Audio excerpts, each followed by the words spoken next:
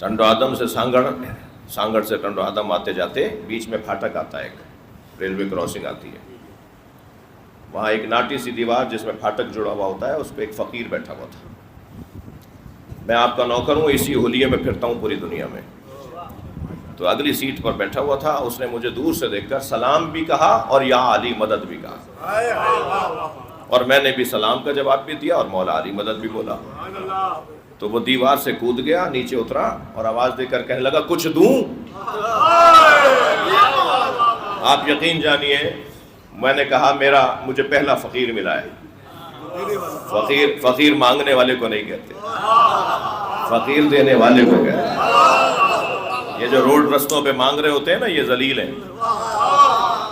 فقیر مانگتا نہیں ہے، فقیر تو دیتا ہے. تو میں گاڑی ہم نے روکی، میں اترایا، میں نے اپنے دوست سے کہا بھائی گاڑی روک دو، مجھے پہلا فقیر ملا ہے. قریب گیا، میں نے کہا جی عطا کریں. کہنے لگا بتاؤ زہد کسے کہتے ہیں؟ میں ان بچوں جوانوں سے کہہ رہا ہوں کسی بزرگ کے پاس جایا کرو تو بولنا بند کر دو، سننا شروع کر دو. ہمارے ہاں ایک بیماری بڑھتی جا رہی ہے، زیادہ بولنے کی بیماری.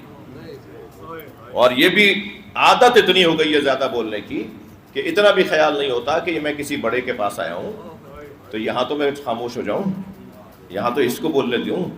اس کے پاس تجربے بھی زیادہ ہیں، اس کے پاس مشاہدے بھی زیادہ ہیں، اس کے پاس علم بھی مجھ سے زیادہ ہے. ہر جگہ بولے چلے جا رہے ہیں، ہر جگہ بولے چلے جا رہے ہیں. تو ہمیں ائمہ اہل بیت سے اور اصحاب ائمہ اہل بیت سے یہ تعلیم ملی ہے کہ جب یہ لوگ ان ہستیوں کی بارگاہ میں ہوتے تھے تو بولنا بند کر دیتے تھے، سننا شروع کر دیتے تھے. جب بھی کبھی کسی بڑے نے کسی چھوٹے سے پوچھا یہ جانتے ہو، تو وہ کہتا تھا آپ بہتر جانتے ہیں. تو وہی مجھے پریکٹس کرنے کا موقع ملا. اس نے کہا کچھ دوں؟ میں نے کہا عطا کریں. کہنے لگا زہد کسے کہتے ہیں؟ میں نے کہا آپ بہتر جانتے ہیں. آپ خوش کریں نا بڑے کو تاکہ وہ عطا کرے، آپ اس کو راضی کریں نا، آپ احترام کر کے اس کا دل مول لیں نا تاکہ وہ دے. فائدہ تو لینے والے کا ہے. میں نے کہا آپ بہتر جانتے ہیں. کہنے لگا زہد کی 7 منزلیں میں تمہیں پہلی بتاتا ہوں، اس پہ عمل کر لو، پھر دوسری بتانے کے لیے مجھ جیسا فقیر ملے گا.